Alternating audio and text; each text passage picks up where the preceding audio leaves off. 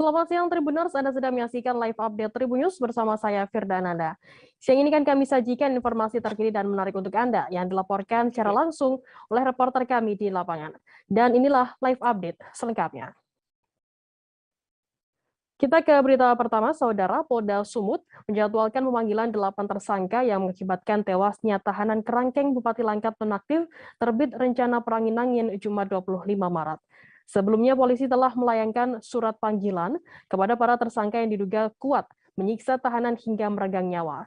Namun demikian, polisi belum menangkap para tersangka ini. Informasi lebih lengkapnya akan disampaikan oleh rekan jurnalis kami dari Tribun Medan, ada Freddy yang akan melaporkannya langsung dari sana. Silakan rekan Freddy, laporan Anda. Ya, halo Firda dan juga pemirsa. Jadi benar bahwa hari ini Polda Sumut itu memanggil 8 tersangka terkait kasus kerangkeng milik Bupati Langkat nonaktif terbit rencana Perangin-Angin. Jadi tadi para tersangka baru saja hadir sekitar 5 menit yang lalu dan sebagian mereka masuk ke ruangan Direktorat Reserse Kriminal Umum dan tadi ada satu tersangka lagi masuk ke ruang pemeriksaan Renakta Polda Sumut. Jadi tadi mereka didampingi oleh kuasa hukumnya satu orang dan saat ini sedang berada di dalam, begitu Firda. Jadi pemeriksaan itu masih berlangsung ya, pemeriksaan beberapa tersangka begitu. Baik, terima kasih Ya, rekan jurnalis dari Tribun Medan, Freddy, atas laporan Anda. Selamat bertugas kembali. Kita beralih ke informasi selanjutnya, Saudara. EJZ, 32 tahun pria yang ditemukan tewas bersimbah darah dalam mobilnya di parkiran apartemen Grand Emerald, Kelapa Gading, Jakarta Utara, sempat terekam CCTV menunjukkan gelagat tidak biasa. Pria tersebut sempat berpindah-pindah parkiran serta mengambil paket mencurigakan sebelum akhirnya ditemukan tak bernyawa dalam mobil Daihatsu Xenia miliknya. Hasil penyelidikan sementara begitu pula berdasarkan rekaman CCTV, polisi telah mengumpulkan sejumlah fakta-fakta. Untuk mengetahui bagaimana update terkini dari kasus tersebut, kami sudah tersambung dengan jurnalis dari Tribun Jakarta, ada Gerald Leonardo yang akan melaporkannya langsung dari sana. Silakan rekan Gerald. Ya, selamat siang Firda dan juga Tribuners. Dapat saya laporkan bahwa memang pada Rabu malam tepatnya, aparat kepolisian dari Polsek Kelapa Gading mendapatkan laporan bahwa di apartemen Grand Emerald yang berada di wilayah Kelapa Gading, Jakarta Utara telah terjadi penemuan sesosok mayat pria yang ditemukan di dalam satu unit mobil yang terparkir di dalam parkiran P5 apartemen tersebut. Firda dan juga Tribuners, laporan ini disampaikan oleh istri dari pria yang ditemukan tak bernyawa itu, di mana sebelumnya istri dari pria yang bernama atau berinisial EJZ tersebut sempat curiga karena memang suaminya yang biasanya sudah pulang ke apartemen sekitar pukul-pukul sore hari, petang hari, namun ketika ditunggu berjam-jam tak kunjung datang dan masuk ke dalam apartemennya. Akhirnya istri dari EJZ ini memastikan kepada pihak security apartemen, dan dari pihak security menyatakan bahwa memang pada pukul 16.30 waktu Indonesia Barat pada hari Rabu kemarin itu, EJZ ternyata sudah masuk ke dalam parkiran dengan mengendarai mobil Daihatsu Xenia miliknya. Alhasil karena panik dan ingin memastikan, istri dari EJZ dan juga security akhirnya berkeliling ke area apartemen dan juga ke parkiran apartemen untuk memastikan dari mana atau di mana sebenarnya keberadaan daripada EJZ.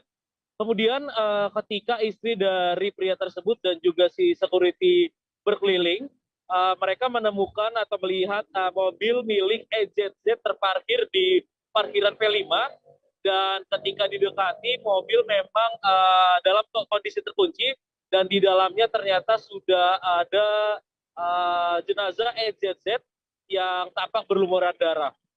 Firda dan juga Tribuners, dapat saya laporkan bahwa memang dari hasil penyelidikan polisi di lapangan, polisi mendapati sejumlah barang bukti daripada atau dari sekitar lokasi ditemukan tubuh EJZ yang terkapar tak bernyawa di dalam mobilnya.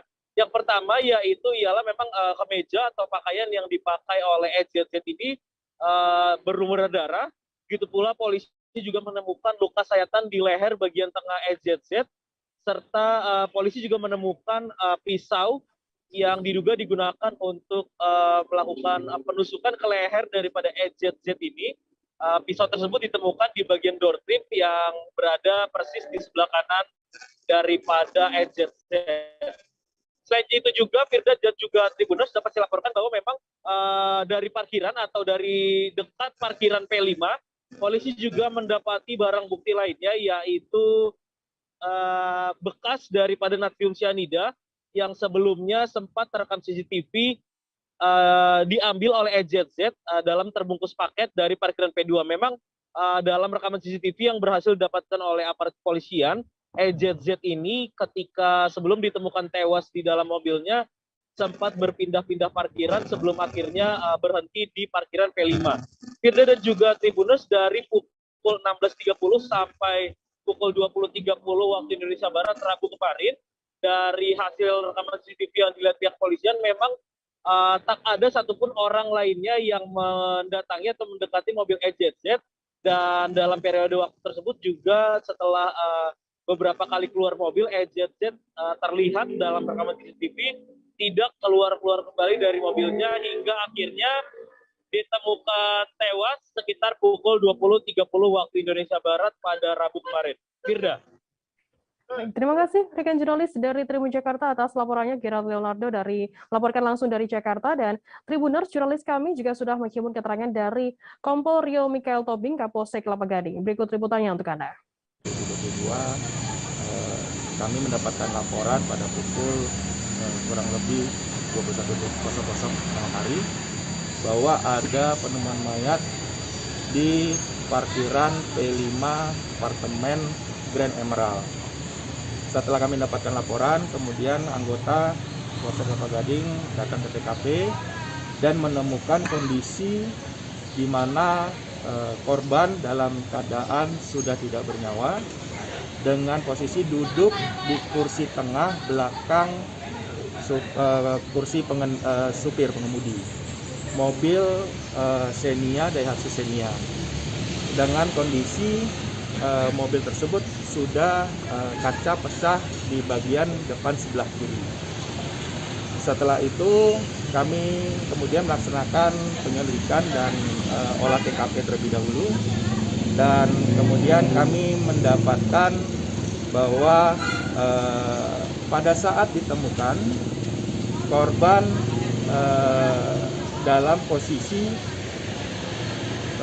mobil tersebut terkunci dari dalam dan kunci mobil berada di sebelah kiri dari korban.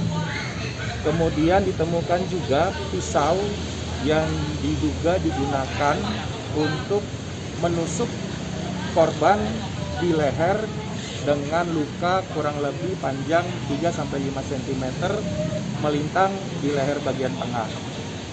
Pisau tersebut ditemukan di sebelah kanan, di door trim sebelah kanan dari mobil milik korban. Korban ditemukan oleh istri korban kurang lebih pukul 20.30 bersama-sama dengan security dari pihak apartemen.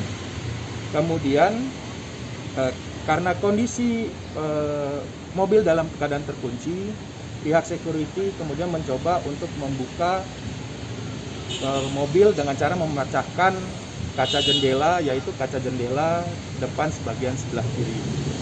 Setelah itu kemudian kami dari Polsek Kelapa Gading melaksanakan penyelidikan untuk menemukan bukti-bukti awal terlebih dahulu, yaitu kami mengumpulkan CCTV. Tim Gabungan Satuan Polisi Pamung Praja beserta TNI Polri Kabupaten Tebo melakukan razia penyakit masyarakat di beberapa kafe di Kecamatan Rimbo Bujang, Kabupaten Tebo. Dalam razia pekan tersebut, tim berhasil mengamankan ada sekitar 17 orang yang diduga wanita pemandu karaoke. Razia bertujuan untuk memberikan rasa aman dan nyaman kepada warga Kecamatan Rimbo Bujang, Kabupaten Tebo yang menjalankan ibadah puasa nanti. Informasi lebih lengkapnya akan disampaikan oleh rekan jurnalis kami dari Tribun Jambi, ada Sopianto yang akan melaporkannya. Silakan rekan Sopianto, laporan Anda.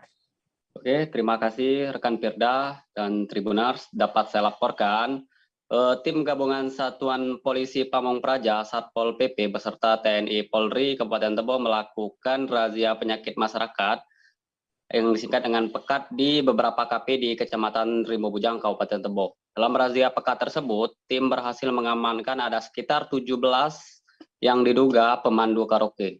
Razia bertujuan untuk memberikan rasa aman dan nyaman kepada warga Kecamatan Rimau Bujang, Kabupaten Tebo, yang sebentar lagi akan menjalankan ibadah puasa.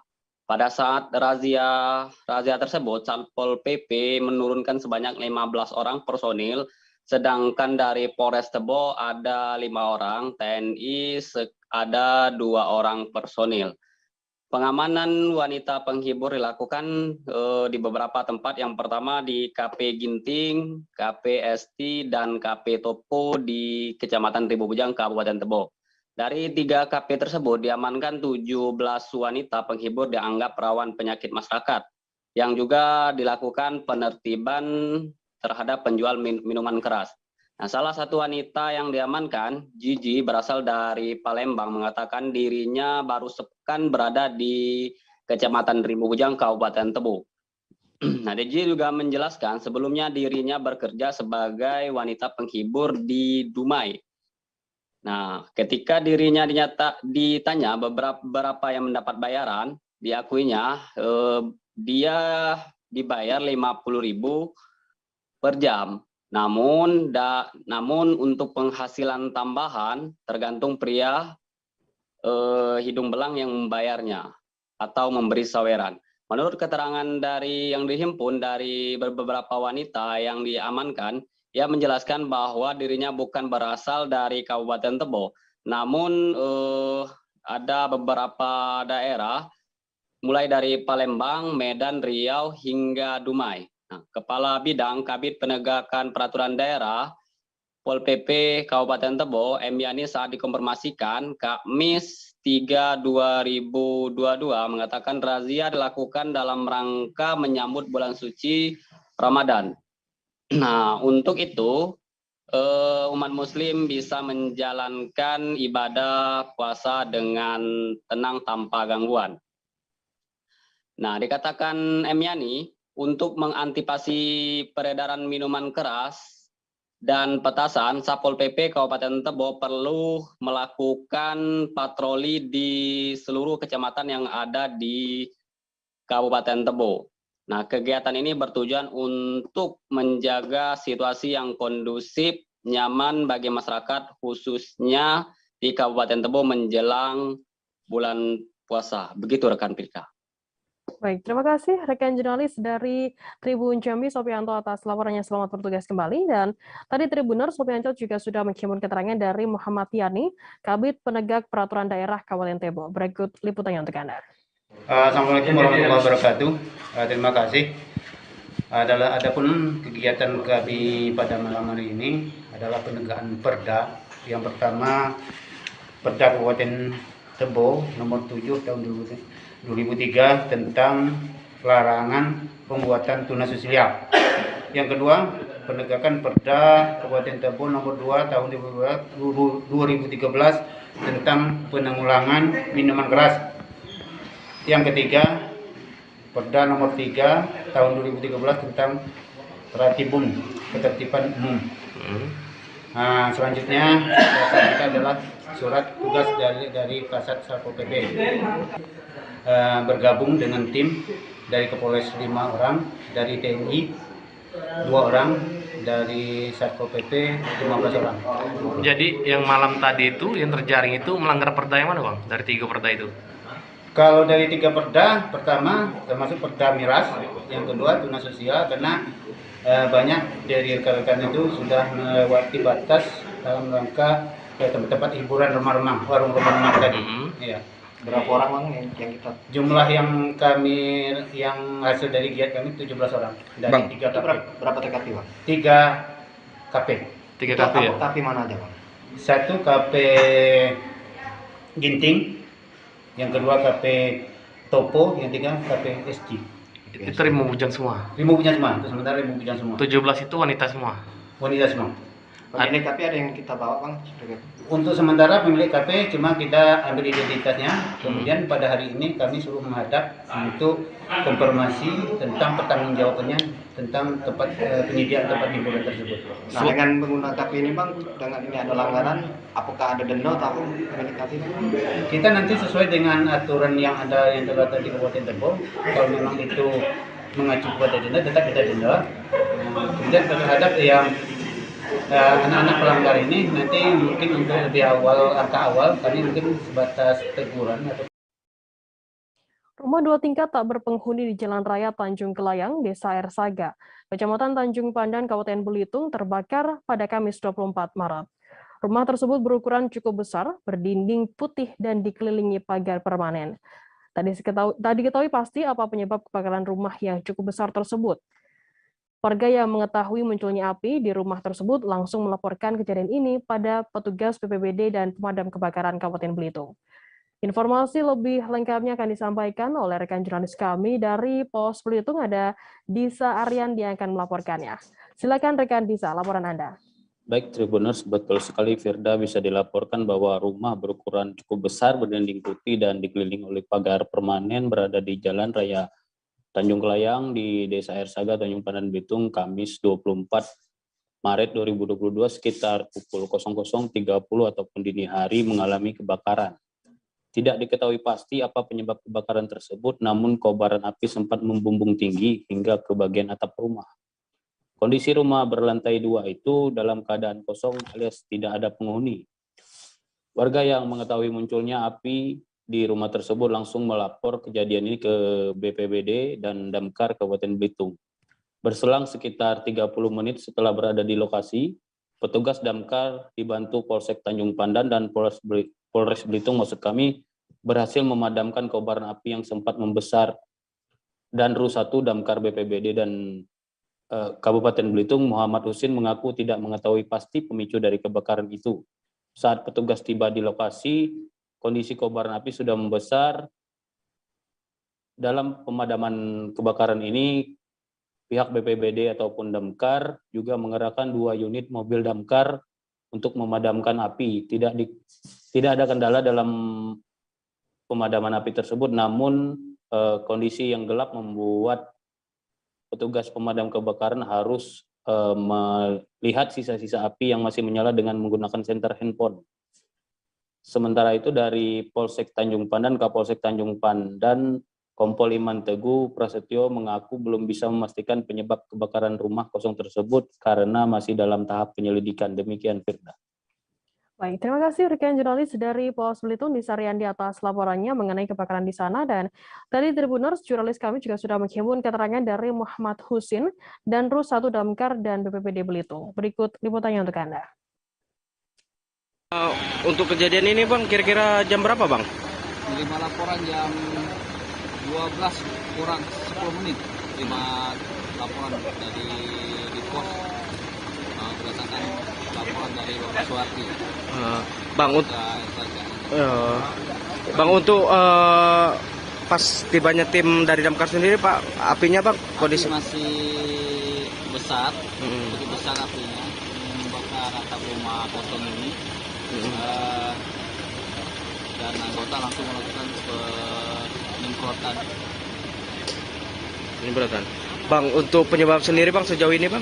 Sampai saat ini kita belum mengetahui penyebabnya apa. Adakah tanda-tanda dibakar orang atau gimana Bang? Nggak ada, waktu tiba di lokasi orang nggak ada di tempat, siapapun, hanya api yang kita lihat ini membakar atap rumah. Jadi untuk penyebab untuk sementara kami belum ketahui. Perkiraan sendiri Bang, kejadian jam berapa? Perkiraan kita pokoknya terima laporan jam 12 kurang 10 menit. Untuk perkiraan kejadian kurang tahu jam berapa. Proses pemadaman sendiri berapa lama? Lebih kurang 30 menit.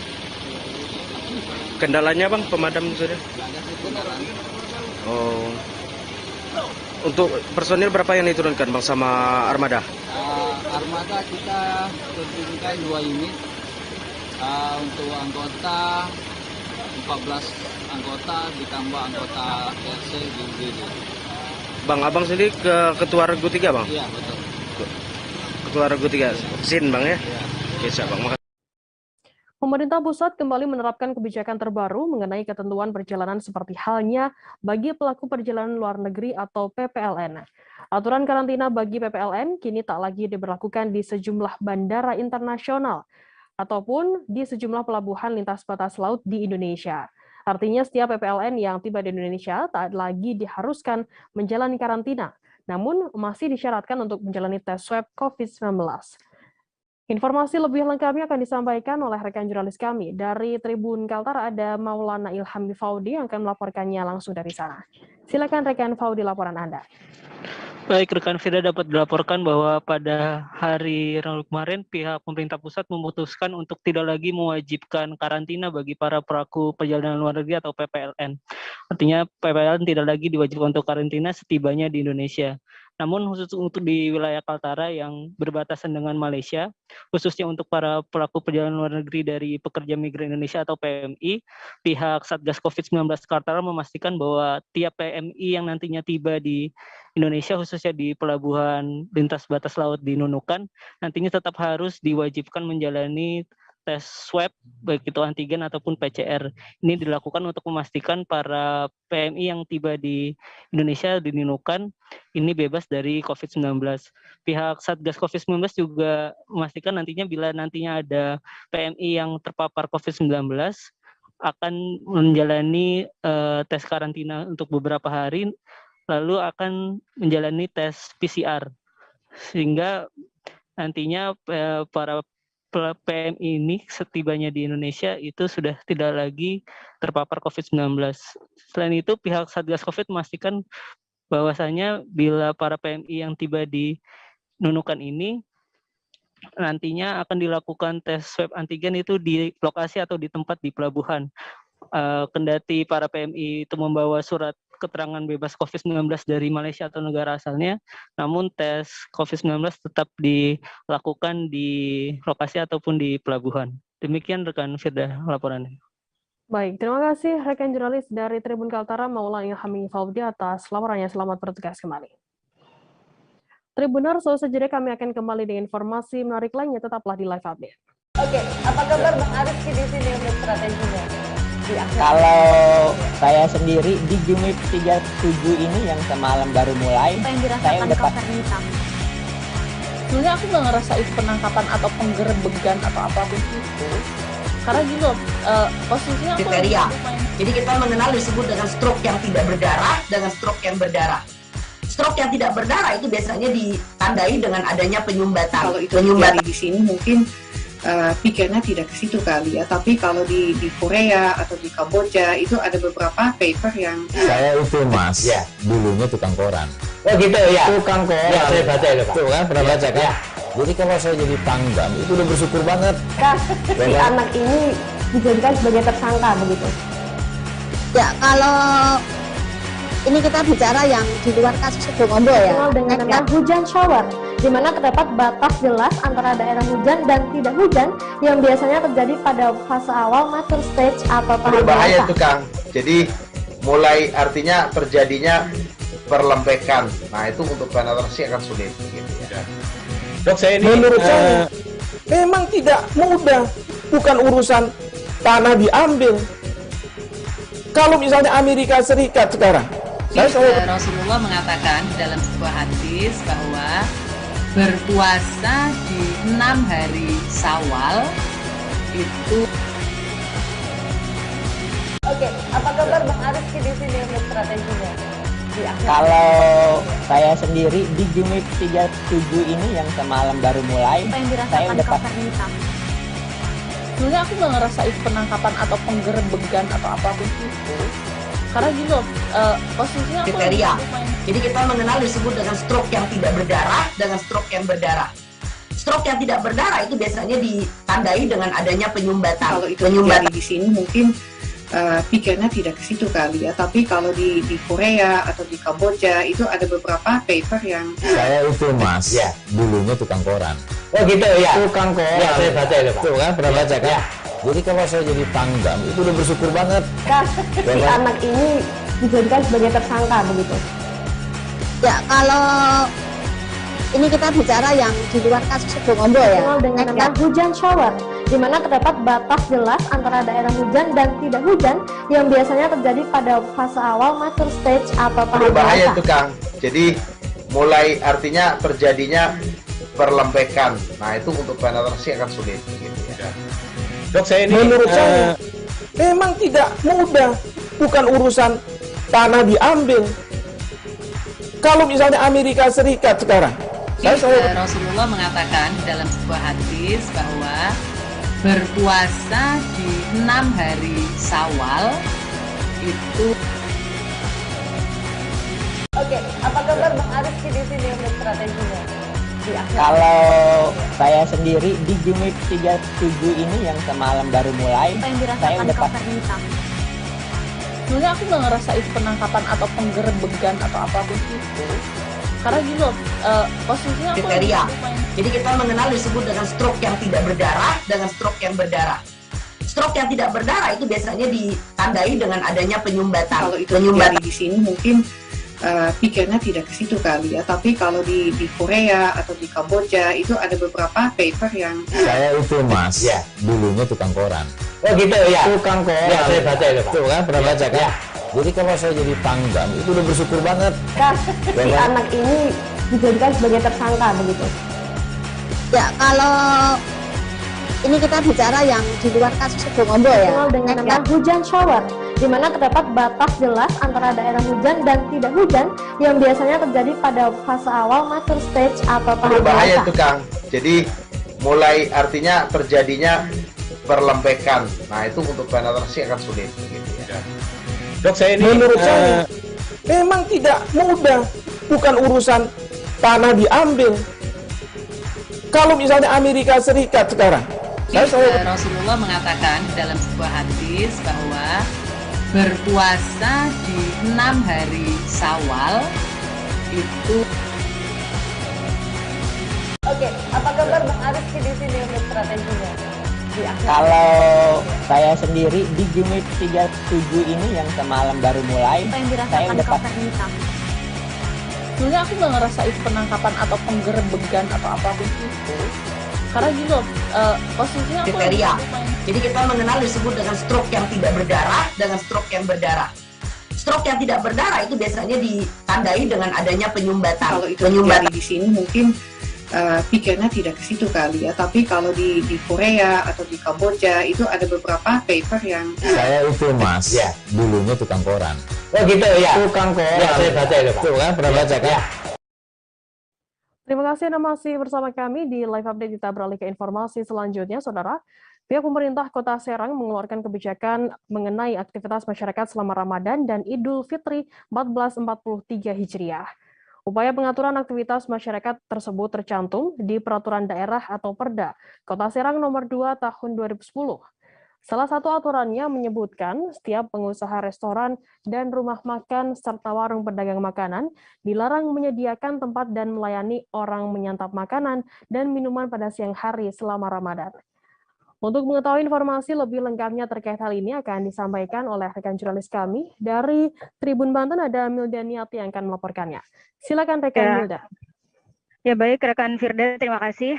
Jadi berdasarkan informasi dari Asisten Daerah 1 Subagio, Pemerintah Kota Serang, bahwasanya Pemerintah Kota Serang rencananya akan menerapkan Peraturan Daerah Nomor 2 Tahun 2010 terkait dengan peraturan selama bulan suci Ramadan. Selain itu juga pihaknya juga masih menunggu terkait ketentuan-ketentuan lainnya mengenai pelaksanaan bulan suci Ramadan itu sendiri. Selain itu juga berdasarkan hasil rapat dari Halakoh Ulama dan Umaro di Kota Serang sendiri, beberapa poinnya diantaranya yaitu pihak pemerintah Kota Serang berencananya akan menerapkan tarawih berjamaah sesuai dengan anjuran pemerintah pusat. Selain itu juga terkait dengan keputusan berikutnya, pemerintah Kota Serang masih menunggu untuk melakukan rapat forum komunikasi pimpinan daerah, begitu rekan Firda. Selain itu juga untuk mengantisipasi adanya pengumpulan zakat, pihak pemerintah Kota Serang juga telah mengupayakan beberapa masjid yang ada di Kota Serang untuk disediakan UPZ yang ada di masjid-masjid tersebut untuk memudahkan masyarakat sekitar dalam menyalurkan zakatnya, begitu rekan Firda. Baik, terima kasih rekan jurnalis dari Tribun Banten, Wilda, atas laporannya. Selamat bertugas kembali. Kita beralih ke informasi selanjutnya, Saudara. Beberapa lahan milik warga di Kecamatan Sepaku, Kabupaten Penajam Pasir Utara atau PPU, Provinsi Kalimantan Timur dipasang pelang. Pelang berwarna kuning dan merah yang tercantum dari Kementerian Lingkungan Hidup dan Kehutanan atau KLHK memuat pemberitahuan kawasan yang ditandai masuk kawasan budidaya kehutanan atau KBK dan kawasan inti pusat pemerintahan atau KIPP Ibu Kota Negara Nusantara. Saat ditanya hal tersebut, Gubernur Kalimantan Timur Isran Nur mengatakan bahwa pelang tersebut bukanlah mencaplok atau merebut lahan warga sekitar. Untuk mengetahui informasi lebih lengkapnya terkait hal ini akan diinformasikan oleh rekan kami dari Tribun Kaltim, ada Muhammad Fairuzani akan melaporkannya. Silakan rekan Fairuz, laporan Anda. Ya, baik, terima kasih.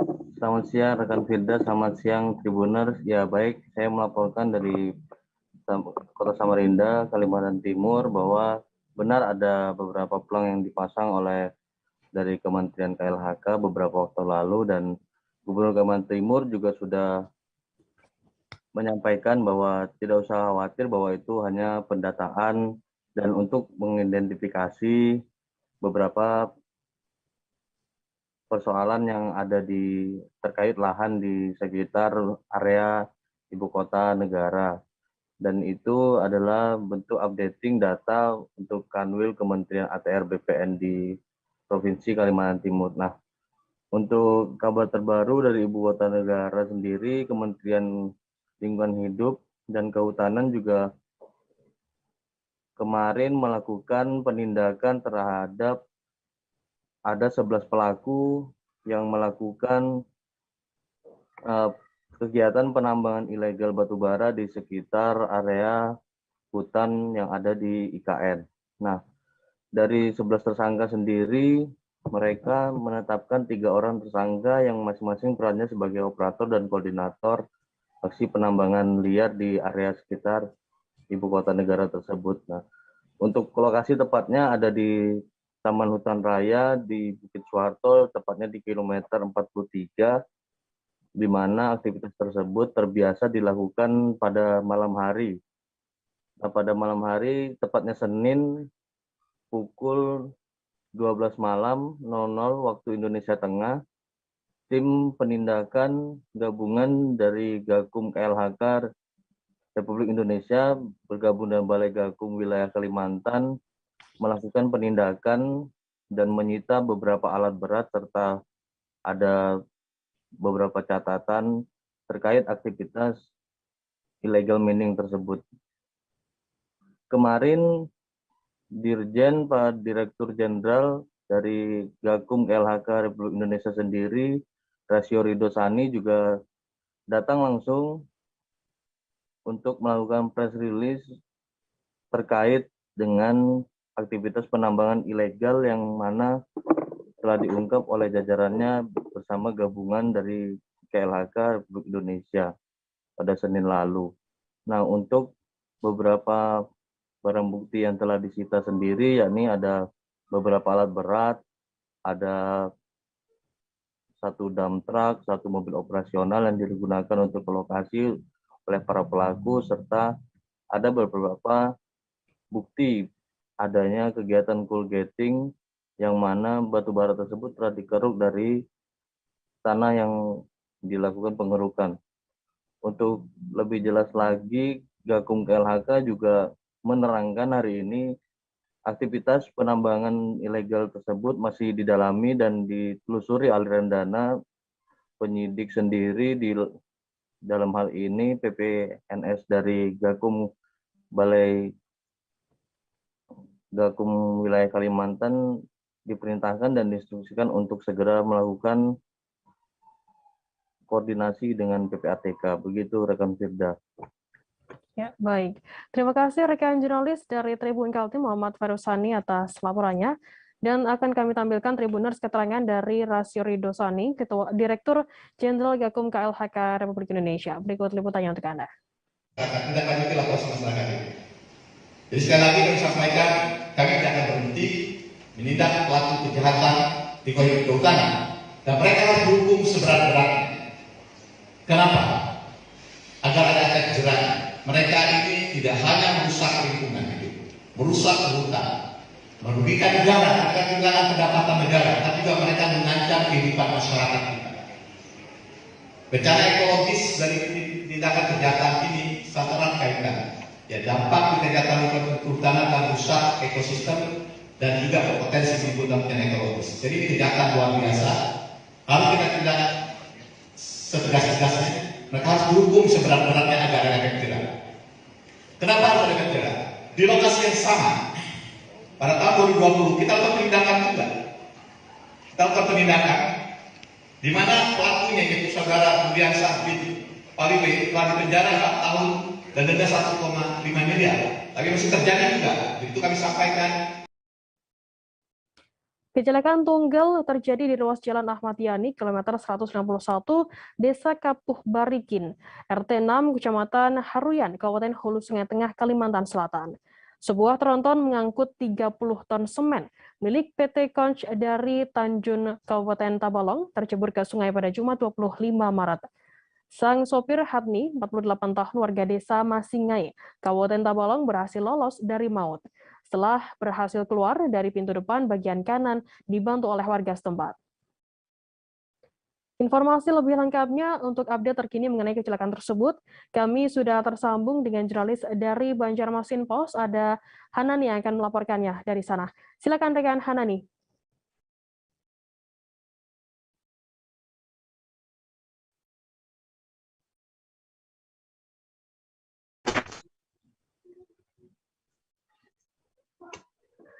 Ya, terima kasih rekan Firda. Selamat siang, Tribuners. Kecelakaan tunggal terjadi di ruas Jalan Ayani, kilometer 151, Desa Kapuh Barikin, RT 06, Kecamatan Haruyan, Kabupaten Hulu Sungai Tengah, Kalimantan Selatan. Sebuah tronton mengangkut 30 ton semen milik PT Kon dari Tanjung, Kabupaten Tabalong itu tercebur ke sungai, tepatnya di sisi kiri bawah jembatan di desa tersebut pada Jumat pagi dini hari tadi pukul 03.00 WITA. Sang sopir Hadni itu berusia 48 tahun, warga desa Masingai, Kabupaten Tabalong, berhasil lolos dari maut setelah berhasil keluar dari pintu depan bagian kanan dibantu warga setempat. Kondisi sopir pun tak mengalami luka, hanya memar di bagian bahu. Menurut keterangan Pahmi, Ketua RT 05 Desa Kapuh Barikin, sopir berhasil keluar lewat pintu depan bagian kanan. Saat itu dia dibantu warga dan pengunjung warung di sekitar jembatan, di mana warung tersebut buka 24 jam. Sopirnya mengaku tidak mengantuk, tapi mengemudi dengan kecepatan cukup tinggi sehingga mengalami slip. Jadi setelah itu banting setir dia ke kiri lalu menabrak pagar jembatan. Selanjutnya tercebur dengan posisi miring ke kiri. Namun sopir tidak mengalami benturan keras di kepala yang membuatnya masih dalam kondisi sadar sehingga bisa keluar dari mobil yang sudah kemasukan air. Adapun ketinggian air sungai hari ini tadi sekitar 1,5 meter. Terceburnya tronton yang mengangkut 30 ton semen milik PT Kon dari Tanjung, Kabupaten Tabalong menuju Pelabuhan Trisakti, Banjarmasin di sungai bawah jembatan tersebut diduga karena supirnya mengalami slip bagian ban. Informasi yang saya peroleh dari Kepala Seksi Humas Polres Hulu Sungai Tengah Subagio bahwa hasil penyelidikan terhadap korban, sopir truk bernama Hadni tadi mengalami slip, lalu dia banting ke kiri. Kemudian tronton dengan nomor plat KH 8051AN bermuatan semen tersebut dikemudikan sendiri oleh Hadni tanpa penumpang. Berdasarkan pengakuan sopir sendiri,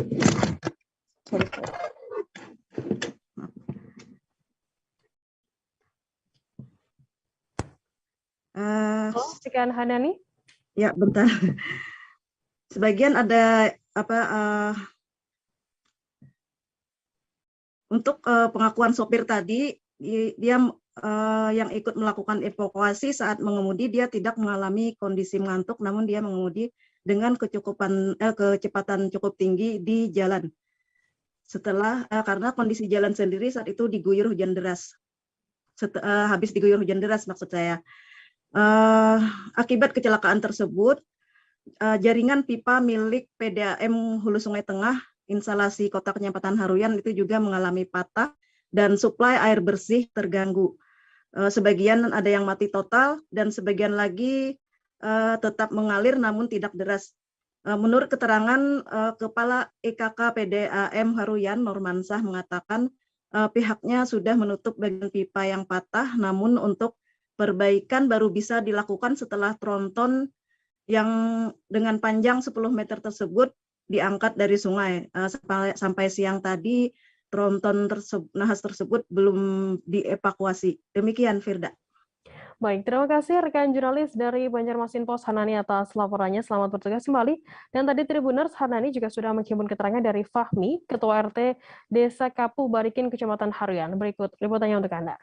Artinya dengan mohon sangat, kami sebagai warga Haruyan, Kecamatan Haruyan dari Kalsel, Kabupaten HST, artinya sangat mengharapkan untuk perbaikan masalah jalan Ayani, khususnya jalan lintas provinsi. Karena di sini ada 2 jembatan wilayah kami yang agak macet. Ya, rusak gitu nah. Rusak dalam pengertian kada layak untuk dilewati sebab sering terjadi kecelakaan baik di Sungai Rangas ataupun di Barikin Kapuh sini. Nah, karena baru-baru ini kita nolongin orang, ada 2 orang seminggu. Itu mobil mesinnya itu pecah. Terlalu cepat, dia enggak tahu jalan sini kan enggak pernah. Yang kedua lagi yang naik sepeda motor, naik kendaraan kecelakaan tunggal. Nah, mereka semua parah kejadiannya. Karena orang yang baru liwat, Bu, kalau orang yang sudah tahu kan nggak ada masalah. Nah, jadi ini jembatan udah lama ini rusaknya, bukan 1 bulan 2 bulan ini, udah hampir setahun lebih ini, Bu. Nah, jadi harapan kita kepada anggota DPR baik provinsi ataupun menyampaikan aspirasi ini artinya mohon lah, artinya diperhatikan demi keselamatan orang banyak. Nah, harapan kita harapan kita supaya masyarakat nyaman, keselamatan mereka. Kasihan kan anak istrinya menunggu di rumah. Nah, Pak. Itu harapan kita. Terima kasih Pak Fahmi. Ya, sama-sama Bu. Ini tuturnya sepertinya sudah didengar Pak Atailah Hasbi, anggota DPRD Kalsel dari Kabupaten Sungai Tengah. Selamatan semua anggota DPR. Sebagai wakil rakyat, baik Oke, mudah-mudahan disampaikan ke pihak yang berwenang yaitu Balai Jalan Wilayah Kalsel. Amin. Komisi 5 DPRD Sumatera Selatan memastikan bonus atlet Sumsel yang berlaga pada Pekan Olahraga Nasional atau PON ke-10, ke-20, dan Pekan Paralimpik Nasional Perparnas ke-16 di Papua akan segera cair. Penegasan ini disampaikan Wakil Ketua Komisi 5 DPRD Sumsel, Saiful Fadli, pada Kamis 24 Maret. Pihaknya sudah berkoordinasi dengan Dispora Sumsel dan sampai dengan hari ini belum cair karena masih dalam proses verifikasi oleh Dispora Sumsel sebelum pencarian melalui BPKAD nantinya. Informasi lebih lengkapnya akan disampaikan oleh rekan jurnalis kami dari Tribun Sumsel, ada Arif yang akan melaporkannya. Silakan rekan Arif, laporan Anda. Ya, Firda. Selamat siang rekan Firda dan Tribun News. Dapat kami sampaikan ya, hingga memasuki tahun 2022, bonus para atlet Sumsel yang berprestasi di ajang PON dan Pekan Paralimpik Nasional Papernas yang berlangsung di Papua pada akhir tahun 2021, hingga sekarang bonus-bonus yang atlet berprestasi belum juga cair. Pihak KONI sendiri sudah memastikan akan tetap bertanggung jawab secara moral. Namun untuk pencairan bonus sendiri bukan termasuk wewenang mereka, melainkan Dinas Pemuda dan Olahraga, Dispora. Meski begitu, KONI Sumsel juga belum mendapat informasi dari Dinas Pemuda dan Olahraga kapan bonus atletnya akan segera cair. Kita dari awal sendiri, Pak Gubernur Sumatera Selatan Herman Deru sudah memastikan dan menjanjikan akan memberikan bonus sebesar 300 juta kepada atlet yang meraih medali emas. Sedangkan turunannya sekitar 200 sampai 100 juta, kayak gitu rekan Firda. Dan pada hasilnya di PON Papua kemarin untuk kontingen Sumatera Selatan memperoleh medali 8 medali emas, 4 medali perak, dan 17 perunggu. Nah, dari hasil itu yang pasti peringkat prestasi atlet Sumsel yang berlaga di PON Papua melebihi dari target yang ditetapkan KONI Sumsel, sehingga otomatis bonus yang diberikan juga melebihi yang dari kuota yang disediakan, sehingga untuk itu mereka masih menyiapkan dana-dana talangan kayak gitu, rekan Firda. Dan menyikapi itu sendiri, Komisi 5 DPRD Sumsel memastikan bonus atlet itu akan segera cair. Namun sekarang ini masih dalam proses verifikasi administrasi oleh pihak Dinas Pemuda dan Olahraga Dispora Sumsel. Begitu rekan Firda. Baik, terima kasih rekan jurnalis dari Tribun Sumsel Arif atas laporannya tadi. Dan akan kami tampilkan Tribuners wawancara yang tadi sudah dihimpun oleh Arif dari Saiful Fadli, Wakil Ketua Komisi 5 DPRD Sumsel. Berikut liputannya untuk Anda. Baik, Assalamualaikum Tribun News dimanapun berada. Pertama ya terkait dengan bonus PON ini, kami baru berkoordinasi dengan kawan-kawan dari Dinas Pemuda dan Olahraga Provinsi Sumatera Selatan. Sampai dengan hari ini memang belum cair ya, karena lagi dalam proses pencairan. Jadi pencairan itu ada di BPKAD, diusulkan oleh Dispora. Nah, alokasi anggaran yang kemarin diketok palu itu di angka 9 miliar lebih kurang untuk bonus PON dan Paralimpik ini ya. Nah, ternyata di hasil dari PON kemarin ya, kita di Sumatera Selatan mendapatkan medali yang jumlahnya lebih dari alokasi yang tersedia. Artinya bertambah medali dan posisi Sumsel juga bertambah peringkatnya, sehingga perolehan medali juga bertambah. Sehingga alokasi anggaran yang tersedia ini tidak mencukupi dengan jumlah bonus untuk para atlet ini. Maka ini juga akan dilakukan pencairan secara bertahap.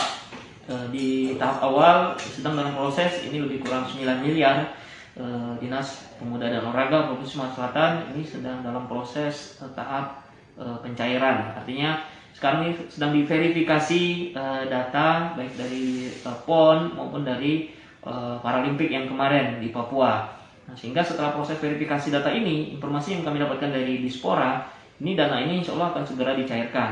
Dan kami pastikan, kami di Komisi 5 akan mengawal agar para atlet yang sudah dijanjikan bonus ini mendapatkan haknya.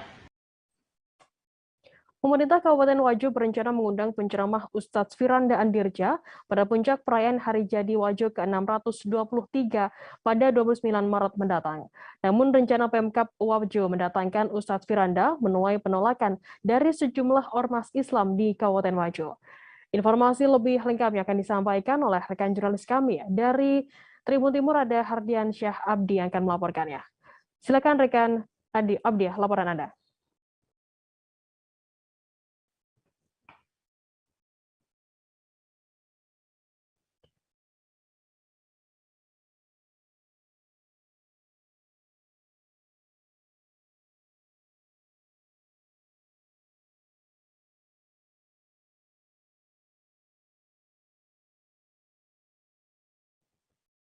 Tribuners, kami mengalami sedikit gangguan sinyal dengan jurnalis kami dari Tribun Timur dan kita akan beralih ke informasi selanjutnya.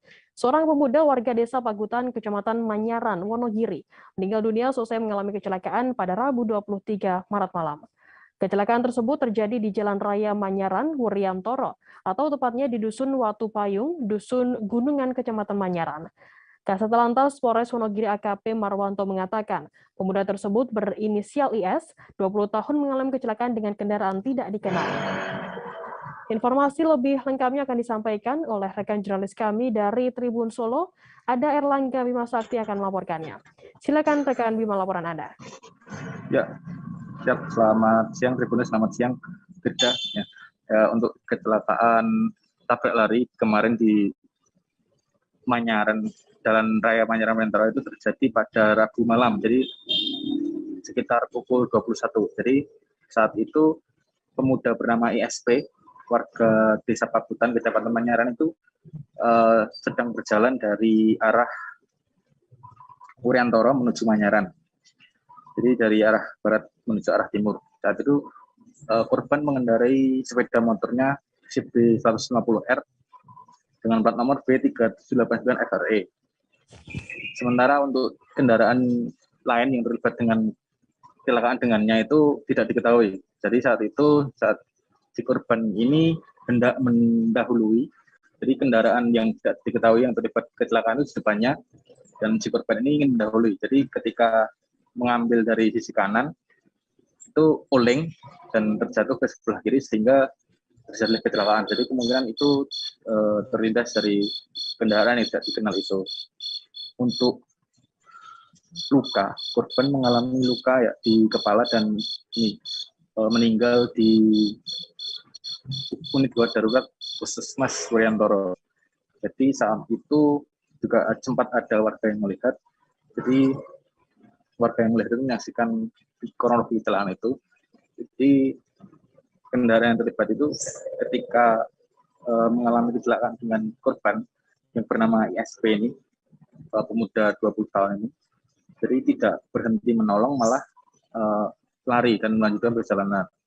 Untuk sampai saat ini polisi Kasatlantas Polres Wonogiri Akbp Marwanto masih melakukan penyelidikan terkait kasus tersebut. Jadi untuk kendaraan yang terlibat kecelakaan ini masih dalam penyelidikan dan pengejaran. Begitu, bisa. Baik, terima kasih rekan jurnalis dari Tribun Solo Erlangga Bima Sakti atas laporannya. Selamat bertugas kembali. Kita beralih ke informasi selanjutnya, Saudara. Pemerintah Kabupaten Wajo berencana mengundang penceramah Ustadz Firanda Andirja pada puncak perayaan Hari Jadi Wajo yang ke-623 pada 29 Maret mendatang. Namun rencana Pemkab Wajo mendatangkan Ustadz Firanda menuai penolakan dari sejumlah ormas Islam di Kabupaten Wajo. Informasi lebih lengkapnya akan disampaikan oleh rekan jurnalis kami dari Tribun Timur, ada Hardiansyah Abdi Gunawan yang akan melaporkannya. Silakan rekan Hardiansyah. Baik, bahwa memang betul saat ini pemerintah Kabupaten Wajo melalui kecaman dari berbagai organisasi masyarakat khususnya ormas Islam yang ada di Kabupaten Wajo terkait rencananya untuk mendatangkan Ustadz Firanda Andirja pada puncak perayaan Hari Jadi Wajo ke-623 pada 29 Maret 2020 mendatang. Penolakan itu terjadi bagi kalangan, termasuk salah satunya dari pondok pesantren tertua yang ada di Sulawesi Selatan, yakni Pondok Pesantren Asyiah. Kita juga datang dari Nahdlatul Ulama atau NU, bahkan organisasi atau badan otonom dari Borneo di Lama juga menolak kedatangan Ustadz Firanda Andirja ini. Alasannya bahwa penolakan ini dasari bahwa Ustadz Firanda Andirja ini adalah salah satu penceramah yang cukup kontroversial, dan muatan ceramah-ceramahnya kerap kali menuai polemik dan sangat bertentangan dengan apa yang diyakini oleh masyarakat yang ada di Kabupaten Wajo, yang masyarakat Kabupaten Wajo yang memang dikenal sebagai kota santri itu. Saat ini juga sedang berlangsung penolakan-penolakan dari berbagai kalangan terkait rencana pemerintah Kabupaten Wajo untuk mendatangkan Ustadz Firanda Andirja. Salah satu poinnya untuk menolak bahwa video kajian atau jejak digital Ustadz Firanda bisa ditemui di berbagai media, baik di media sosial maupun di media elektronik, bahwa muatan-muatan ceramahnya itu kerap kali menjadi polemik dan sangat bisa memecah keberagaman kehidupan keagamaan masyarakat Kabupaten Wajo. Dan pemerintah Kabupaten Wajo sendiri untuk menyikapi polemik ini rencananya akan mengundang seluruh ormas Islam yang ada di Kabupaten Wajo, bahkan tokoh-tokoh agama untuk bertemu pada Jumat malam nanti untuk membahas terkait hal ini. Keputusannya apakah Ustadz Firanda Andirja akan didatangkan atau tidak tergantung dari keputusan dari sejumlah ormas Islam yang akan berkumpul pada malam hari nanti. Demikian rekan Firda. Baik, terima kasih rekan jurnalis dari Tribun Timur Hardiansyah Abdi atas laporannya. Selamat bertugas kembali. Tribuners, kita akan jeda sejenak, tetaplah di Live Update. Oke, apa kabar Bang Ariski di sini untuk strateginya? Kalau saya sendiri di Game Week 37 ini yang semalam baru mulai, Apa yang saya dirasakan udah Kak Fernita? Sebenarnya aku nggak ngerasa itu penangkapan atau penggerebegan atau apapun itu. Karena gini loh, posisinya aku kriteria. lagi main. Jadi kita mengenal disebut dengan stroke yang tidak berdarah dengan stroke yang berdarah. Stroke yang tidak berdarah itu biasanya ditandai dengan adanya penyumbatan. Kalau itu terjadi di sini mungkin pikirnya tidak ke situ kali ya. Tapi kalau di Korea atau di Kamboja itu ada beberapa paper yang Saya itu Mas, Ya. dulunya tukang koran. Oh gitu ya. Tukang koran. Ya, saya baca itu Pak. Tuh kan, pernah baca kan? Ya. Jadi kalau saya jadi tanggam, itu udah bersyukur banget. Si anak ini dijadikan sebagai tersangka begitu. Ya, kalau ini kita bicara yang di luar kasus Sebongombo ya. Dikenal dengan nama hujan shower, di mana terdapat batas jelas antara daerah hujan dan tidak hujan yang biasanya terjadi pada fase awal mature stage atau tahap Berbahaya dewasa. tuh Kang. Jadi mulai artinya terjadinya perlempekan. Nah itu untuk penetrasi akan sulit. Gitu ya. Dok, saya ini Menurut saya memang tidak mudah, bukan urusan tanah diambil. Kalau misalnya Amerika Serikat sekarang, Rasulullah mengatakan dalam sebuah hadis bahwa berpuasa di 6 hari Syawal itu. Oke, apa kabar Bang Ariski di sini untuk strateginya? Kalau saya sendiri di Game Week 37 ini yang semalam baru mulai, Apa yang saya dirasakan udah Kak Fernita? Sebenarnya aku nggak ngerasa itu penangkapan atau penggerebegan atau apapun itu. Karena gini loh, posisinya aku lagi kriteria. main. Jadi kita mengenal disebut dengan stroke yang tidak berdarah dengan stroke yang berdarah. Stroke yang tidak berdarah itu biasanya ditandai dengan adanya penyumbatan. kalau itu terjadi di sini mungkin pikirnya tidak ke situ kali ya. Tapi kalau di Korea atau di Kamboja itu ada beberapa paper yang Saya itu Mas, Ya. dulunya tukang koran. Oh gitu ya. Tukang koran. Ya, saya baca itu Pak. Tuh kan, pernah baca kan? Ya. Jadi kalau saya jadi tanggam, itu udah bersyukur banget. Si anak ini dijadikan sebagai tersangka begitu. Ya, kalau ini kita bicara yang di luar kasus Sebongombo ya. Dikenal dengan nama hujan shower, di mana terdapat batas jelas antara daerah hujan dan tidak hujan yang biasanya terjadi pada fase awal mature stage atau tahap Berbahaya dewasa. tuh Kang. Jadi mulai artinya terjadinya perlempekan. Nah itu untuk penetrasi akan sulit. Gitu ya. Dok, saya ini menurut saya memang tidak mudah, bukan urusan tanah diambil. Kalau misalnya Amerika Serikat sekarang, Rasulullah mengatakan dalam sebuah hadis bahwa berpuasa di 6 hari Syawal itu. Oke, apa kabar Bang Ariski di sini untuk strateginya? Kalau saya sendiri di Game Week 37 ini yang semalam baru mulai, Apa yang saya dirasakan udah Kak Fernita? Sebenarnya aku nggak ngerasa itu penangkapan atau penggerebegan atau apapun itu. Karena gini loh, posisinya aku lagi kriteria. main. Jadi kita mengenal disebut dengan stroke yang tidak berdarah dengan stroke yang berdarah.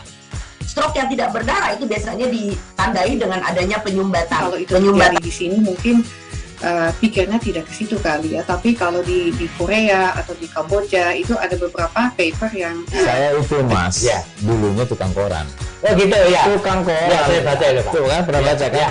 Jadi kalau saya jadi tanggam, itu udah bersyukur banget. Si anak ini dijadikan sebagai tersangka begitu. Ya, kalau ini kita bicara yang di luar kasus Sebongombo ya. Dikenal dengan nama hujan shower, di mana terdapat batas jelas antara daerah hujan dan tidak hujan yang biasanya terjadi pada fase awal mature stage atau tahap Berbahaya dewasa. tuh Kang. Jadi mulai artinya terjadinya perlempekan. Nah itu untuk penetrasi akan sulit. Gitu ya. Dok, saya ini menurut saya memang tidak mudah, bukan urusan tanah diambil. Kalau misalnya Amerika Serikat sekarang, Rasulullah mengatakan dalam sebuah hadis bahwa berpuasa di 6 hari Syawal itu. Oke, apa kabar Bang Ariski di sini untuk strateginya? Kalau saya sendiri di Game Week 37 ini yang semalam baru mulai, Apa yang saya dirasakan udah Kak Fernita? sebenarnya aku nggak ngerasa itu penangkapan atau penggerebegan atau apapun itu, karena gitu posisinya aku kriteria. Jadi kita mengenal disebut dengan stroke yang tidak berdarah dengan stroke yang berdarah. Stroke yang tidak berdarah itu biasanya ditandai dengan adanya penyumbatan. Kalau itu terjadi di sini mungkin pikirnya tidak ke situ kali ya, tapi kalau di Korea atau di Kamboja itu ada beberapa paper yang saya itu mas, dulunya tukang koran. Oh gitu ya. Tukang koran. Ya, saya baca itu Pak. Tuh kan, pernah baca kan? Jadi kalau saya jadi tanggam itu udah bersyukur banget. Si anak ini dijadikan sebagai tersangka begitu. Ya, kalau ini kita bicara yang di luar kasus Situbondo ya. Dengan nama hujan shower, di mana terdapat batas jelas antara daerah hujan dan tidak hujan yang biasanya terjadi pada fase awal mature stage atau tahap berbahaya dewasa. tuh Kang. Jadi mulai artinya terjadinya perlembekan. Nah itu untuk penetrasi akan sulit. Gitu ya. Dok, saya ini menurut saya memang tidak mudah, bukan urusan tanah diambil. Kalau misalnya Amerika Serikat sekarang, Rasulullah mengatakan dalam sebuah hadis bahwa berpuasa di 6 hari Syawal itu. Oke, apa kabar Bang Arifki di sini untuk strateginya? Kalau saya sendiri di Jumip 37 ini yang semalam baru mulai, saya udah pas. Sebenarnya aku nggak ngerasa itu penangkapan atau penggerebegan atau apapun itu, karena gitu posisi. Terima kasih Anda masih bersama kami di Live Update. Kita beralih ke informasi selanjutnya, Saudara. Pasokan minyak goreng curah di sejumlah pasar tradisional di Kota Kediri masih mengalami kelangkaan. Masalahnya, kiriman minyak goreng dari distributor masih dibatasi hingga saat ini. Di salah satu agen minyak goreng curah di Pasar Bandar, Kota Kediri, pasokan minyak goreng curah memang masih dibatasi. Sebelum ada kelangkaan, pasokan dari pihak distributor bisa mencapai belasan drum setiap minggunya.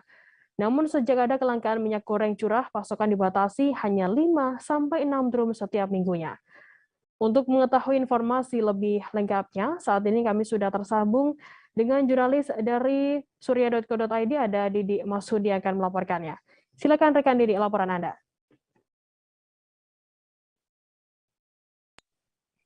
Sejak terjadi kelangkaan minyak goreng, pasokan minyak goreng curah ini yang banyak dibutuhkan oleh pedagang kaki lima dan masyarakat ini ternyata masih mengalami kelangkaan.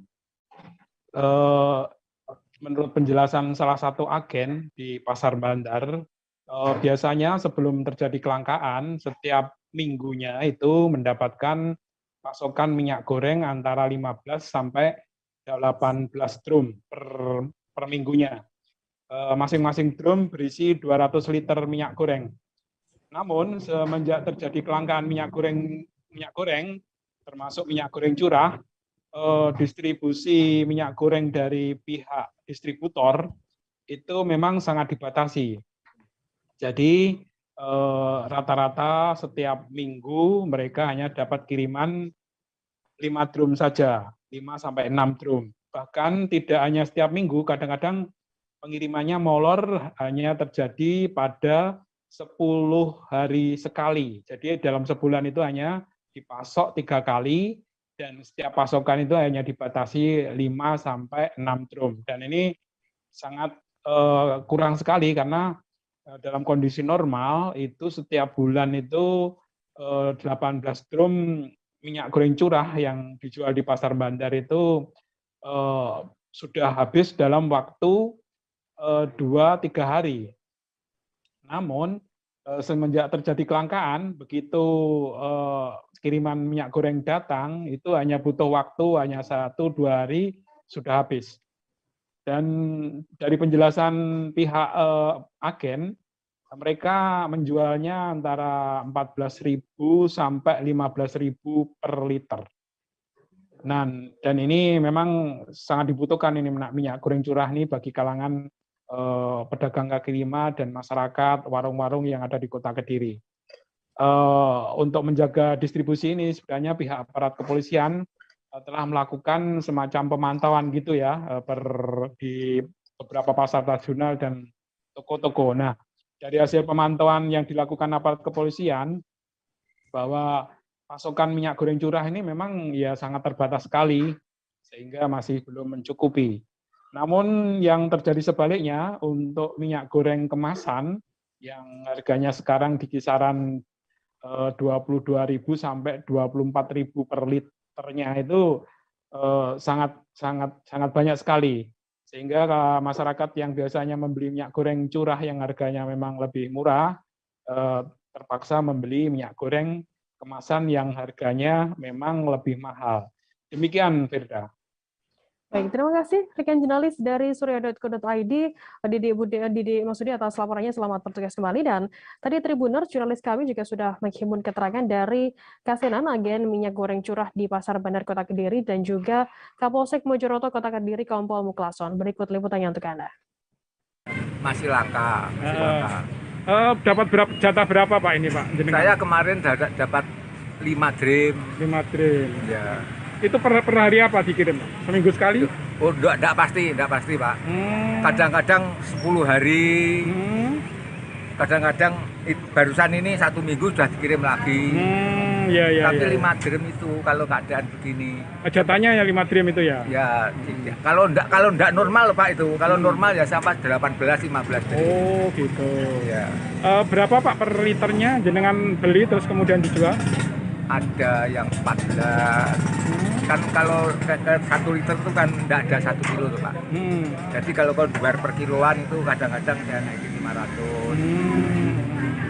Belinya juga segitu, berarti lebih dari di bawah harga ketentuan pemerintah Pak ya, kan 14.000. Oh enggak. Kalau belinya enggak sampai. Gitu.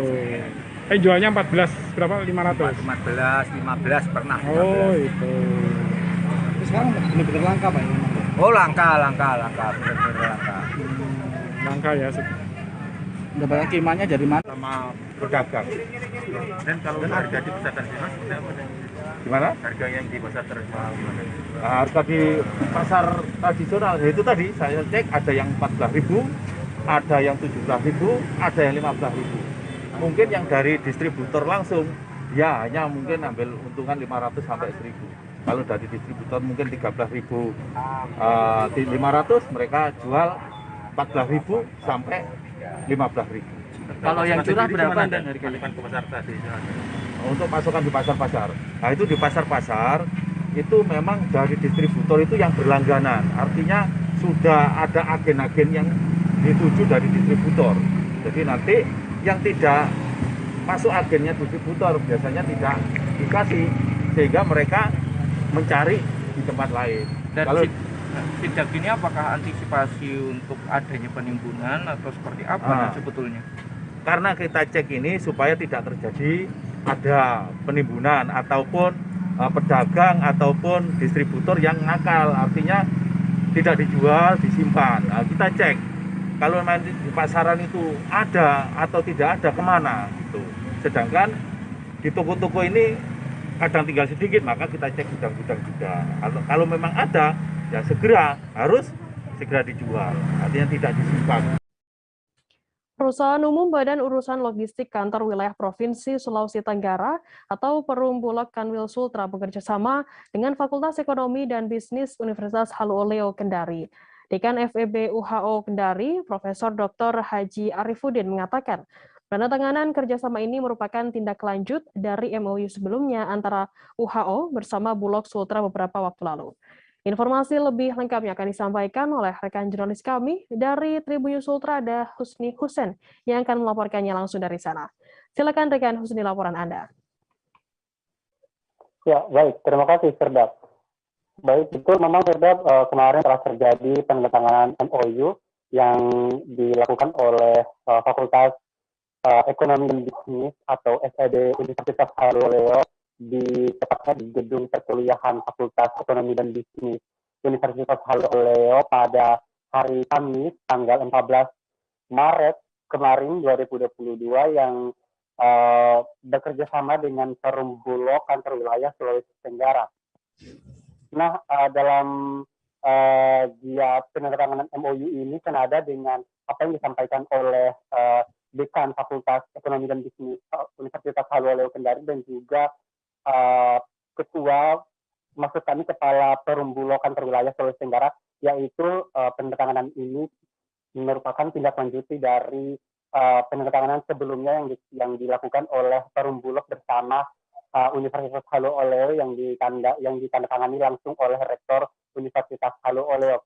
Kemudian dalam Perum Bulog ini di dalam sesi wawancara Dekan Fakultas Ekonomi dan Bisnis Universitas Halu Oleo juga Kepala Perum Bulog Sulawesi Tenggara mengatakan bahwa memang penandatanganan ini menguntungkan bagi Perum Bulog dan juga Fakultas Ekonomi dan Bisnis, yakni kedua belah pihak seperti itu.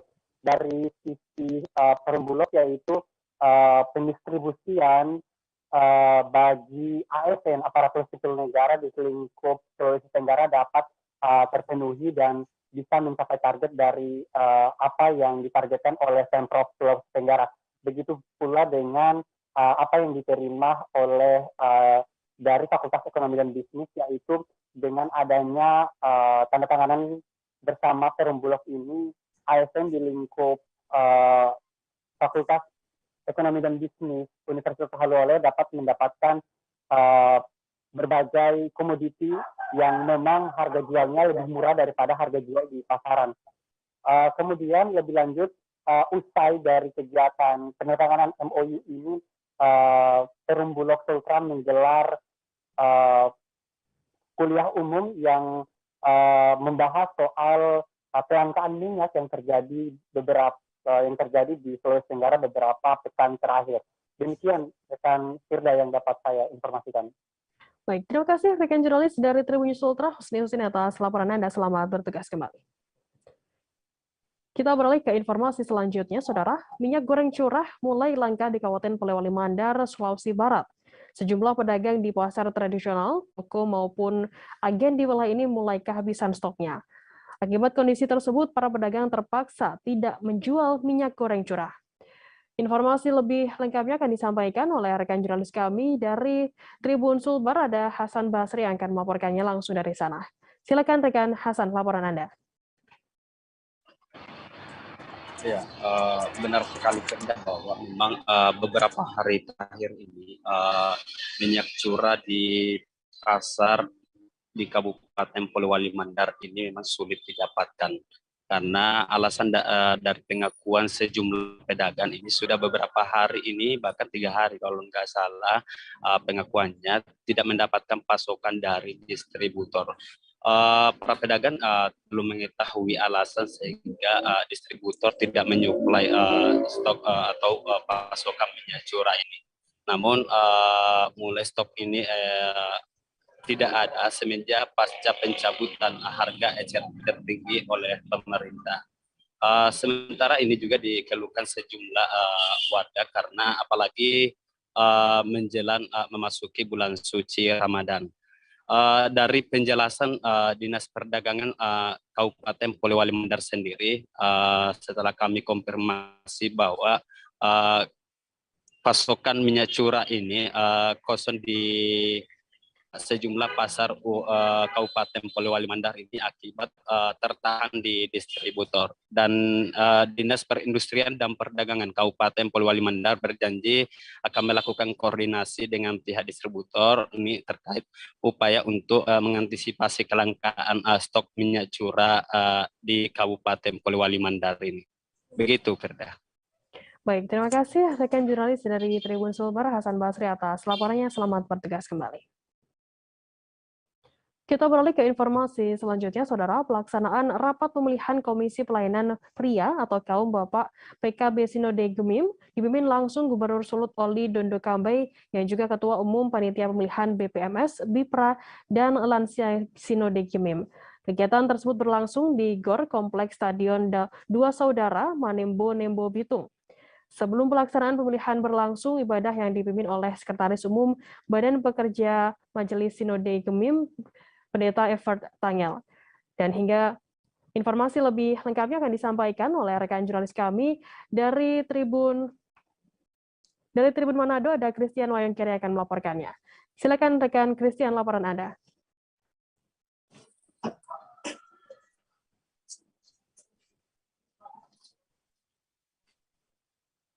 Cek. Ya, silakan rekan Christian. Oke, baik. Selamat siang Tribuners dan rekan Firda dan rekan-rekan yang ada di studio. Dapat kami laporkan saat ini dari hasil pelaksanaan pemilihan Komisi Pelayanan Pemuda Sinode Gemim. Dari lokasi pelaksanaan rapat pemilihan Komisi Pelayanan Pria Kaum Bapa Sinode Gemim yang berlangsung di Kompleks Gelanggang Olahraga Stadion Dosudara Manemo, Kota Bitung, Sulawesi Utara. Dan dapat kami laporkan sampai dengan saat ini masih berlangsung pemungutan suara dengan cara e-vote. Jadi seribu lebih peserta yang hadir dalam rapat pemilihan Komisi Pelayanan Pria Kaum Bapa Sinode Gemim ini melakukan pemilihan dengan cara e-vote, memilih 13 orang dalam struktur kepengurusan Komisi PKB Sinode Gemim periode 2022-2027. Kemudian setelah memilih lewat e-vote, mereka memasukkannya dalam kotak suara yang sudah disiapkan oleh panitia pelaksana Tribuners dan Firda. Dan dalam pelaksanaan rapat pemilihan Komisi Pelayanan Pria Kaum Bapa Sinode Gemim ini dipimpin langsung oleh Gubernur Sulawesi Utara Bapak Oli Dondo Kambe, yang juga Ketua Umum Panitia Pelaksana Pemilihan Badan Pekerja Majelis Sinode, Komisi Bipra dan Komisi Lansia Sinode Gemim, dan diawali dengan ibadah pembukaan yang dipimpin oleh Pendeta Dr. Ever Tanggal. Dan Firda, sampai dengan berita ini kami rangkum, proses pemungutan suara masih berlangsung, dan menurut Ketua Badan Pekerja Majelis Sinode Gemim, Pendeta Dr. Hein Arina, pihaknya berharap ketua-ketua Kompelka Bipra atau Bapak Ibu Pemuda Remaja Anak Sekolah Minggu yang terpilih nanti mau dan dapat memberi diri dan berkorban untuk pelayanan melalui Gereja Masehi Injili di Minahasa. Demikian Firda dari Kota Bitung, kami melaporkan. Terima kasih. Baik, terima kasih rekan jurnalis dari Tribun Manado Christian Wangkere melaporkan langsung dari Bitung. Selamat bertugas kembali. Harapannya apa ini, Pak? Harapannya ialah supaya melalui proses pemilihan ini kita akan diberikan oleh Tuhan Ketua Pria Kaum Bapa dan seluruh anggotanya untuk melayani gereja ini. Kerja di gereja ini, itu harapan saya, dan berikanlah yang betul-betul mau memberi diri dan mau berkorban. Foto Riza dan Citra Wulandari, pasangan suami istri asal Bantar Gebang, Bekasi, Jawa Barat, sujud syukur setelah mendapatkan kembali mobil Honda Jazz mereka yang hilang dicuri 3 tahun yang lalu. Sujud syukur dilakukan di Polresta Bandar Lampung seusai prosesi serah terima mobil. Mobil tersebut ditemukan aparat Kapolresta dari hasil penyelidikan di Bandar Lampung. Penyelidikan bermula saat Kapolresta yang sedang dalam perjalanan mencurigai gerak-gerik pengemudi mobil yang mencurigakan. Informasi lebih lengkapnya akan disampaikan oleh rekan jurnalis kami dari Tribun Lampung, ada Jovitar Husin yang akan melaporkannya. Silakan rekan Jovitar, laporan Anda.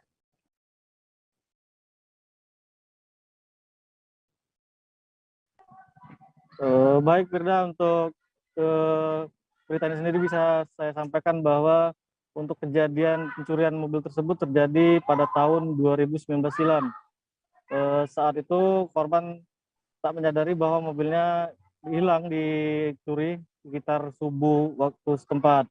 Nah, setelah 3 tahun berselang, aparat kepolisian Polresta Bandar Lampung berhasil mengamankan mobil tersebut saat sedang melintas di Jalan Protokol Kota Bandar Lampung. Dari penyelidikan tersebut ternyata diketahui bahwa mobil Jazz warna biru itu merupakan hasil dari tindak kejahatan di wilayah Bekasi. Bahkan LP-nya sudah dipastikan terdata di Polres Bekasi setempat. Untuk tindak lanjutnya, polisi pun mengabarkan mobil tersebut ke pemiliknya, dan akhirnya pemiliknya dari Bekasi datang langsung ke Lampung untuk memastikan mobil tersebut.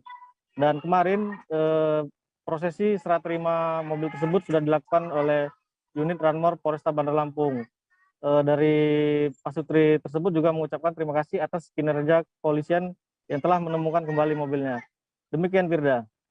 Baik, terima kasih rekan jurnalis dari Tribun Lampung, Jovitar Husin atas laporannya, dan akan kami tampilkan Tribuners wawancara dari Ibtu Saidi Kanit Ranmor Polresta Bandar Lampung. Berikut liputannya untuk Anda.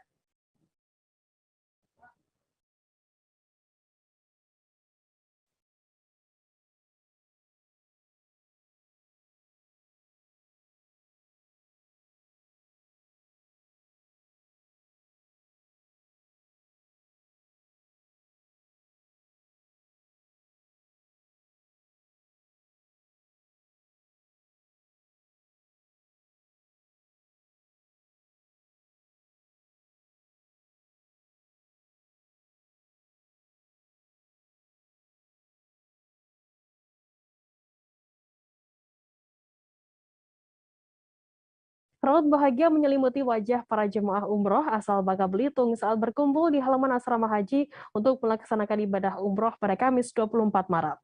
Pelaksanaan ibadah umroh yang digelar perdana oleh salah satu travel di Bangka Belitung disambut baik oleh para jemaah.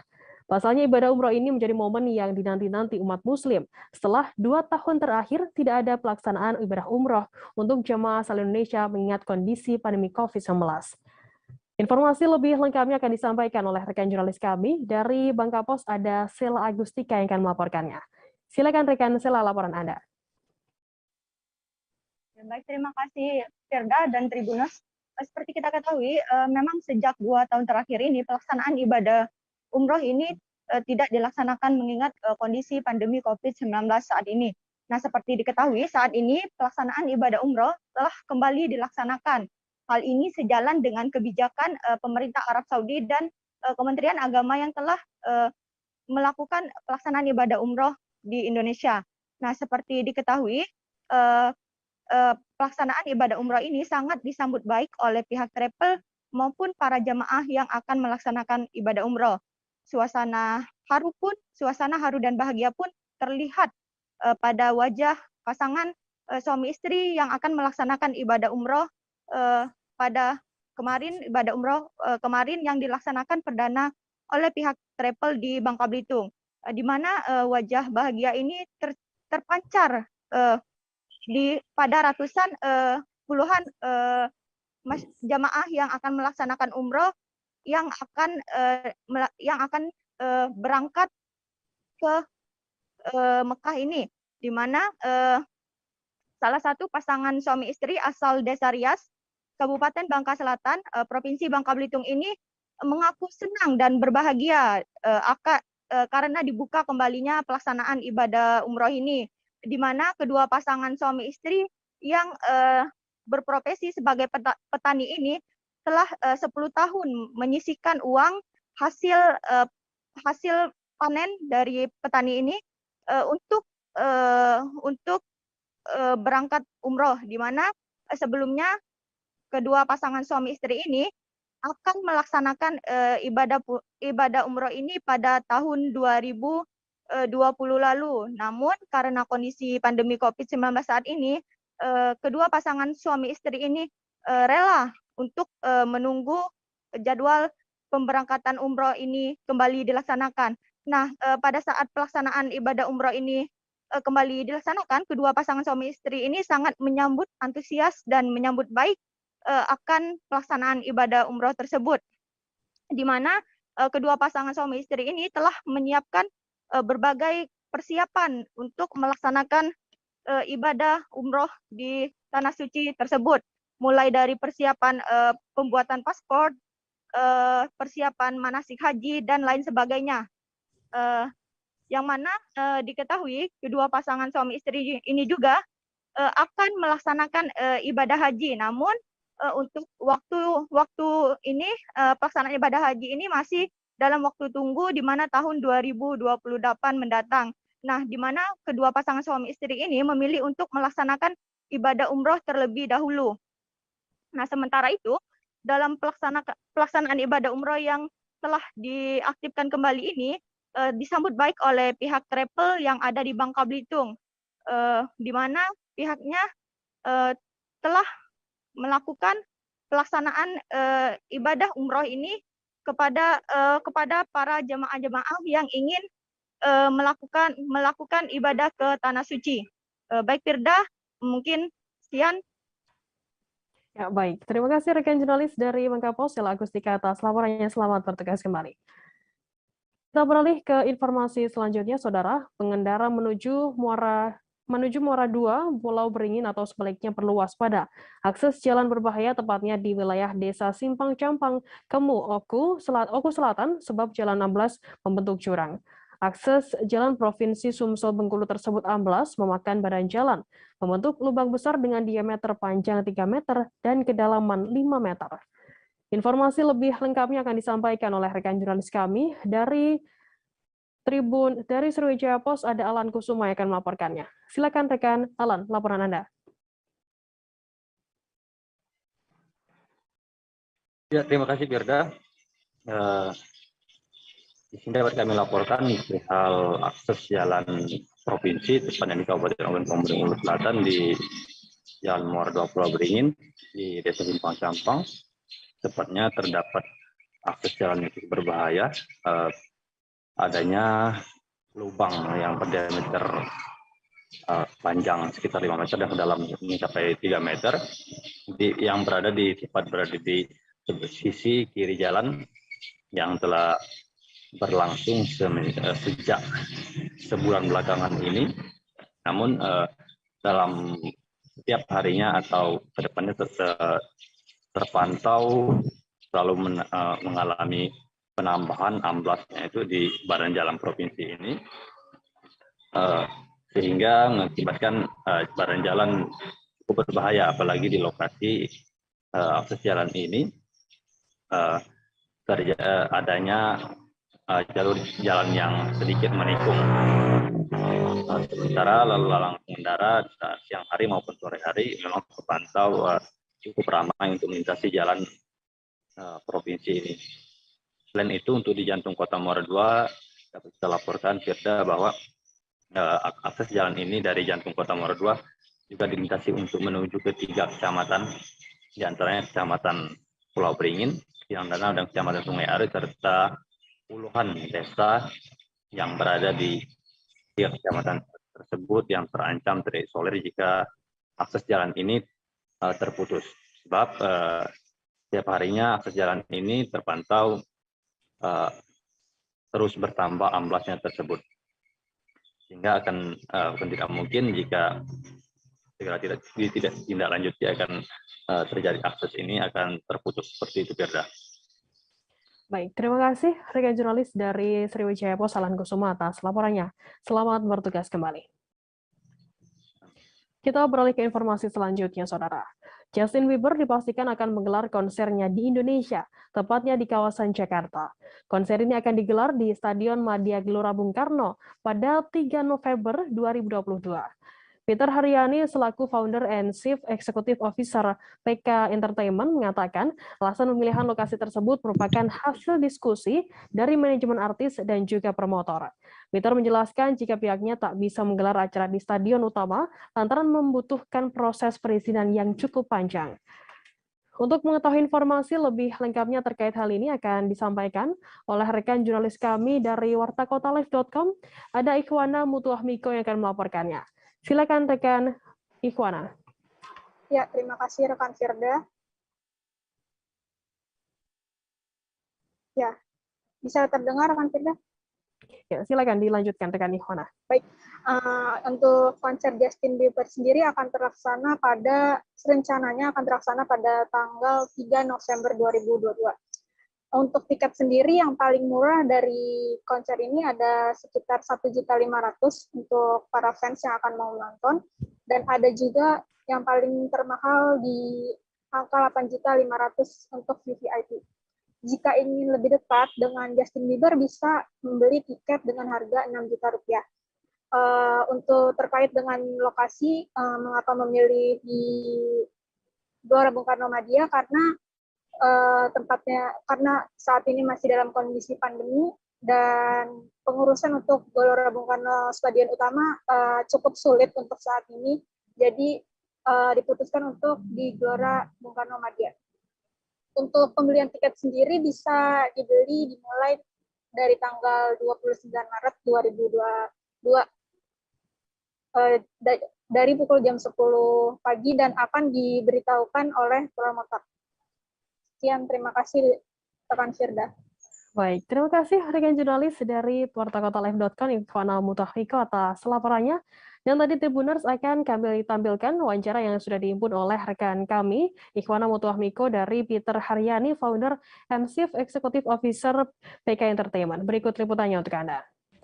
Pertama-tama saya ingin mengucapkan terima kasih atas kepercayaan PK Entertainment dan semua pihak yang terlibat. GBK sangat senang bisa menjadi bagian dari konser Justin Bieber Justice World Tour 2022. Untuk menjawab pertanyaan, apakah Stadion Madia ini nantinya khusus untuk venue konser? Kami perlu memberikan penjelasan. Sejak dilakukan renovasi dalam rangka Asian Games tahun 2018, semangat kami ingin menjadikan seluruh venue yang ada di GBK ini menjadi multifunction dan multi-event. Core GBK adalah sebagai kawasan olahraga. Namun, sebagai layanan publik, kami juga dituntut untuk adaptif dan siap menghadirkan berbagai layanan masyarakat sesuai dengan kebutuhan dan aktivitas. Seperti salah satunya di bidang entertainment, untuk musik, fashion, seni, budaya, dan lain-lain. Jadi bisa kita katakan bahwa GBK ini sangat siap untuk berbagai kegiatan masyarakat. Venue di GBK sudah banyak dipercaya menjadi bagian sejarah dari event-event besar, internasional, baik olahraga maupun non-olahraga. Venue yang menjadi primadona untuk penyelenggaraan musik adalah Stadion Utama, Istora, Stadion Madia, Stadion Tenis Indoor. Semuanya memiliki kelebihan masing-masing. Poin plus kawasan GBK untuk venue konser adalah kawasan kami berada di pusat kota, didukung dengan fasilitas penunjang seperti hotel, pusat perbelanjaan, dan berbagai transportasi umum yang mempermudah akses bagi para pengunjungnya, serta tentu lengkapnya area lahan parkir yang luas dan menyebar.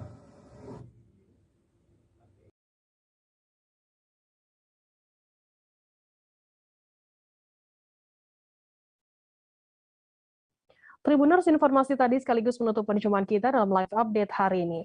Jangan lupa saksikan terus live update di seluruh kanal YouTube dan Facebook Tribun Network.